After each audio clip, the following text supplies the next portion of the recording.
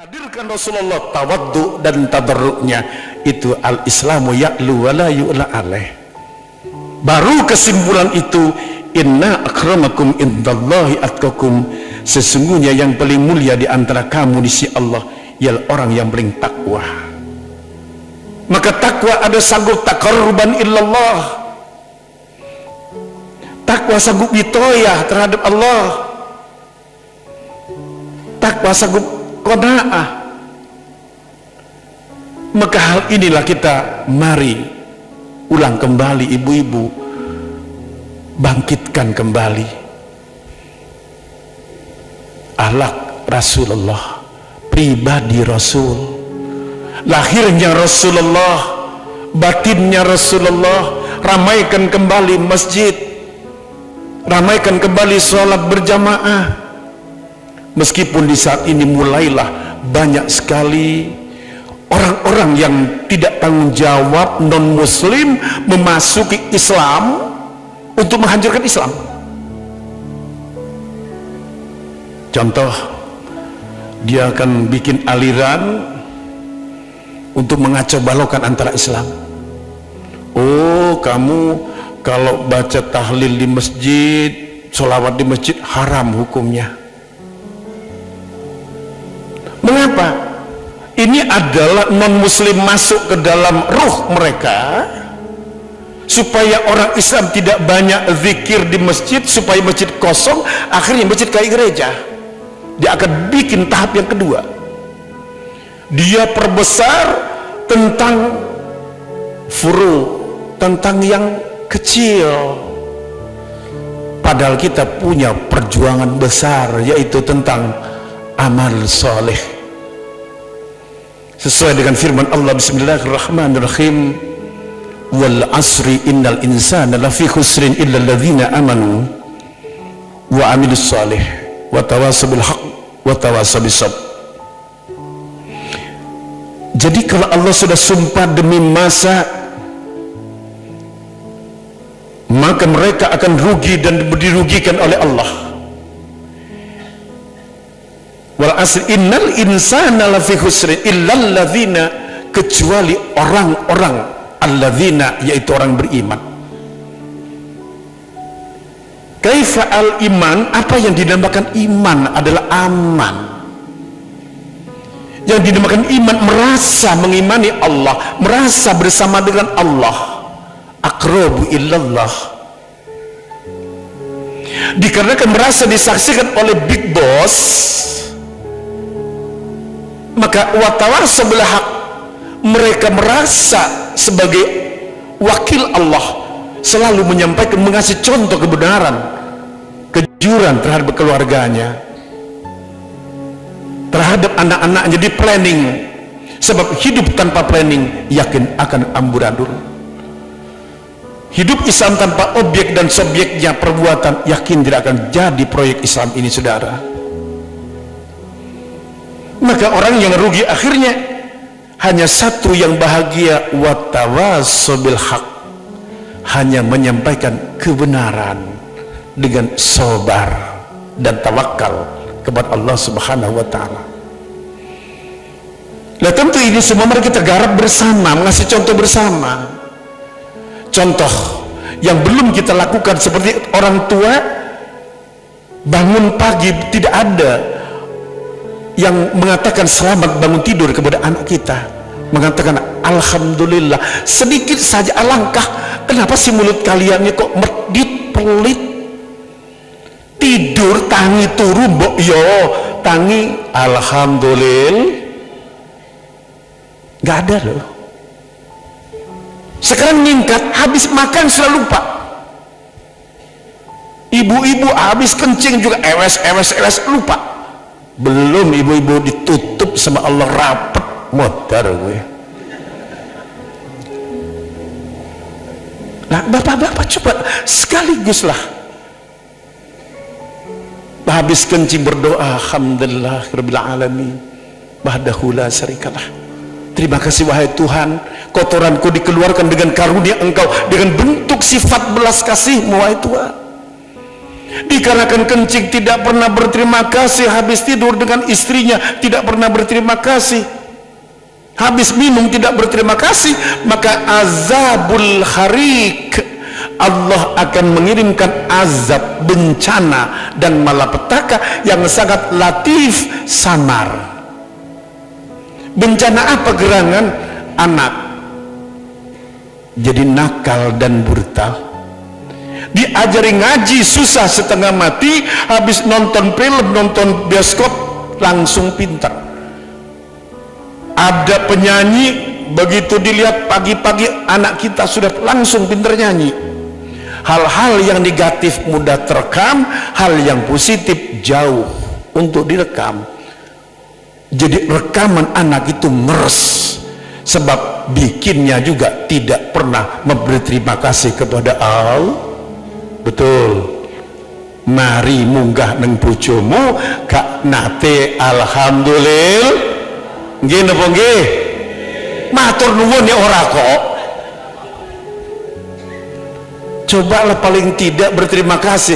Bu, pernah nggak bapaknya habis begituan terima kasih? Enggak Bu ya? Apa kejadiannya? Kalau kita habis makan, habis tidur, habis begitu dan begini, tidak pernah berterima kasih kepada Allah yang punya hidup, ini namanya makin lama makin renggang hubungan kita dengan Allah. La haula wala quwata illa billahil alil azim. Maka sudah saatnya saudara Allah libatkan di dalam segala bidang. Bidang pekerjaanmu,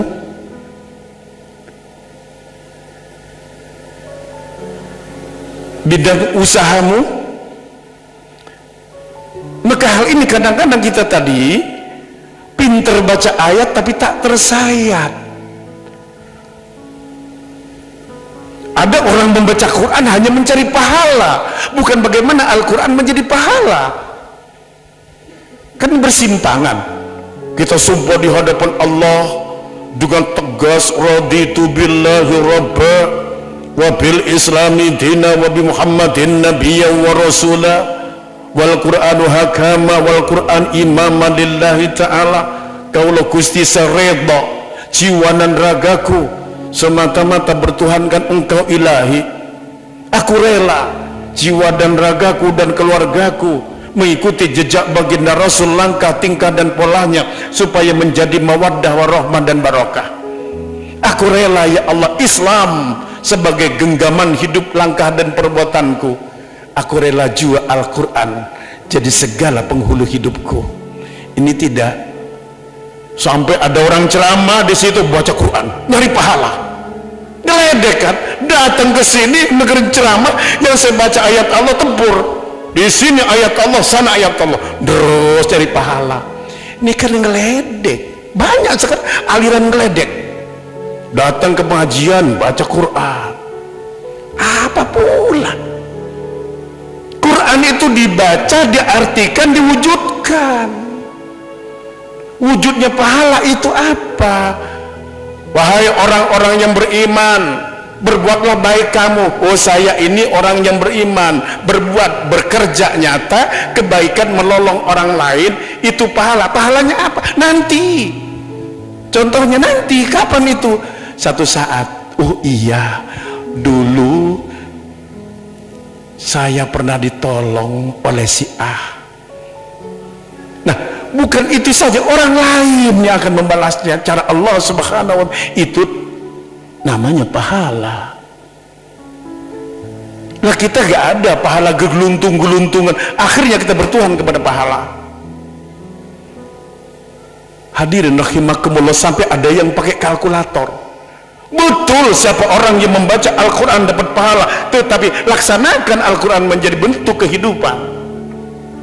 Kalau kita adalah amal akan dibajar oleh Allah pahala. Tetapi ingat saudara, tatkala engkau membenci seseorang, maka pahala yang 7.000 tahun itu sirna, tak berarti, tak bermakna. Pahalamu adalah 1.000 surga, tetapi engkau berbuat benci kepada orang, 7.000 neraka akan ditimbahkan oleh Allah. Ini hadirin, mari kita sudah saatnya Kita ingat kepada sabda baginda Rasul sallallahu alaihi wasallam bulan yang lalu, saya katakan, man izdada ilman walam yazdad hudan lam yazdad minallah illa bu'dan. Ternyata sekarang sudah sampai apa yang disampaikan oleh baginda Rasul, barang siapa yang bertambah ilmunya tapi tidak bertambah petunjuknya, maka semakin hari mereka semakin durjana dan semakin jauh dengan Allah. Mereka sholat, bertambah rajin sholatnya, tetapi mereka tambah jauh dengan Allah subhanahu wa ta'ala. Sebab sholatnya ada pamer, tidak ngerti tujuannya, bacaannya nggak tahu. Dia mengatakan Allahu Akbar, engkau Allah yang maha besar, tetapi ibu jalan-jalan. Begitu baca Alhamdulillah Rabbil Alamin, suami saya belum pulang, iya kena budu, iya kena sain, hutang kemarin belum terbayar. Ini bukan sholat, namanya mikirin hutang. Kalau Anda mau sholat, tolonglah simpanlah hutangmu, simpanlah pembicaraan yang lain. Khusus usalli fardal maghribi 3 rakaatin mustaqbil qiblah lillahi ta'ala. Yang baca usalli, yang nggak baca nggak masalah, Allahu Akbar, titik. Allah menilai hasil salat saudara. Hadirin rahimakumullah, hal inilah dikarenakan kehidupan kesimpang siuran azab Allah sudah menerpa.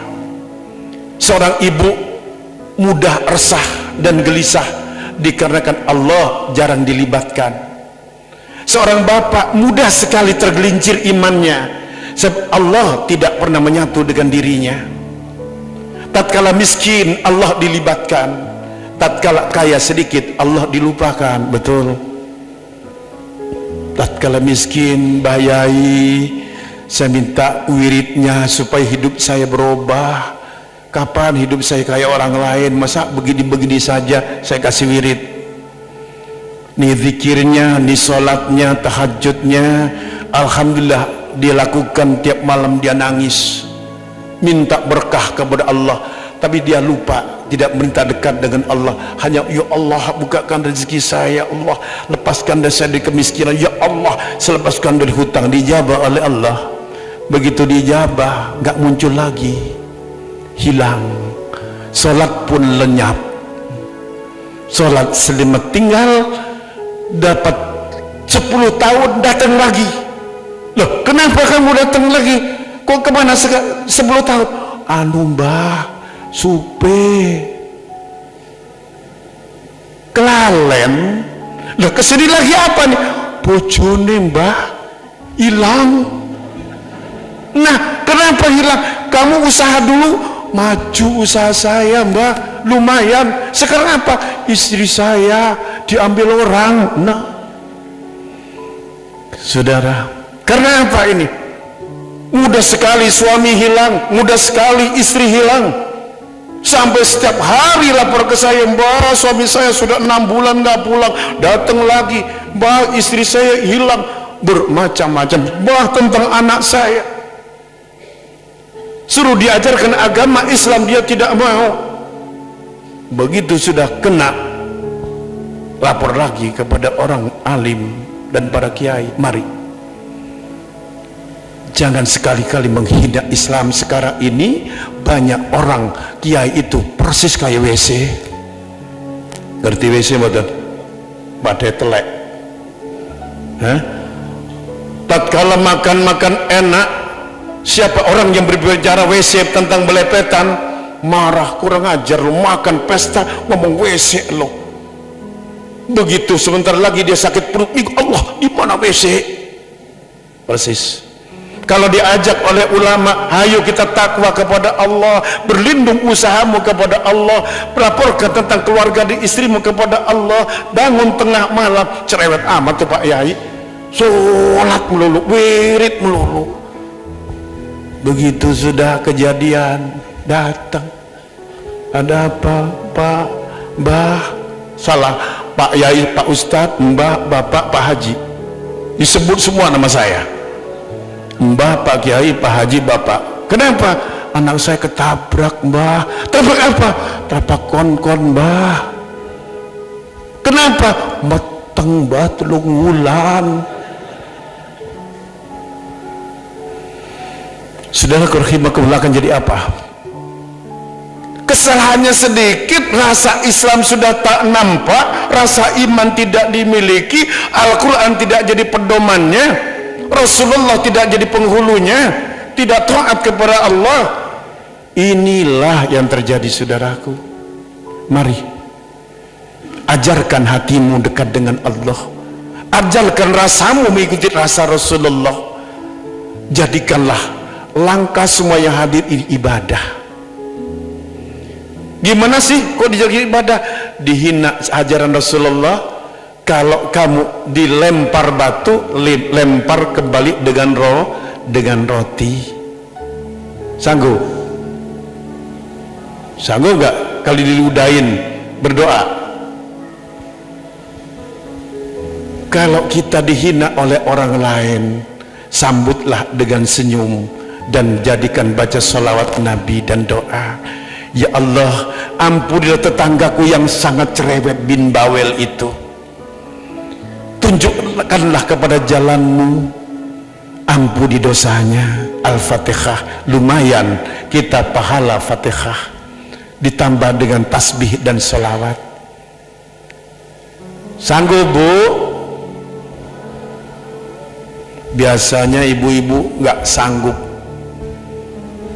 Apa yang terjadi? Jadikan kontrol diri. Alangkah nikmatnya bila mana kita sudah saling mengalah, saling bersatu menjadi satu padu mencari ridha Allah Subhanahu wa taala.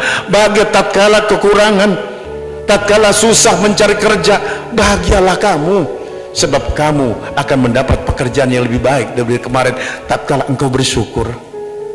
Syukurilah pekerjaan yang sekarang yang ada. Alhamdulillah, aku lagi susah cari kerja. Bukan hanya dengan kata-kata, wujudkan alhamdulillah, puja dan puji. Salat 2 rakaat sebelum tidur, membaca tasbih, membaca tahmid dan tahlil.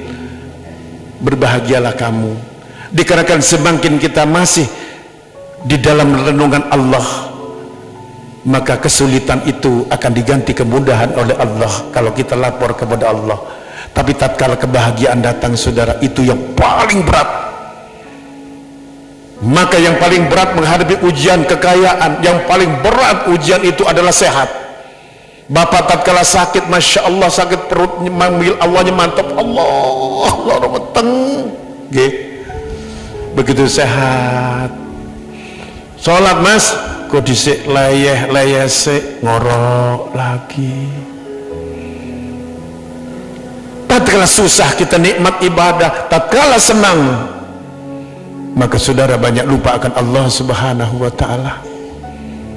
Hadirin rahimakumullah, mari senang dan susah dijadikan satu ibadah. Maka di malam ini belajar berzikir, bukan berzikir, kita belajar berzikir, belajar berdoa. Mudah-mudahan di dalam belajar ini diterima oleh Allah Subhanahu. Kalau zikir yang aslinya tidak boleh disuarakan, haram hukumnya. Kalau kita berteriak-teriak seperti di sini, ini belajar supaya lancar. Kalau kita di rumah, tadarruan wa hufa, dengan suara yang lirih, hanya air mata yang menyaksikan. Sebab kalau di rumah sampean kayak di kiri sini, insya Allah cari tonggo ngadak-ngadak mari ngaji tonggo ada kiri koyo edan bengok-bengok, gak boleh. Di sini boleh kenceng, di rumah gak boleh. Al-Quran. Baik orang-orang yang beriman, tatkala engkau menyebut nama Allah dengan tadarru dan sopan, ilmunya tadarru, khudu, wudu, yakin, khusyuk. Tapi di sini lain. Mari kita belajar, suarakan dengan rasa kita, suarakan dengan hati kita. Mudah-mudahan mari kita doakan kedua orang tua kita, saudara kita, tetangga kita.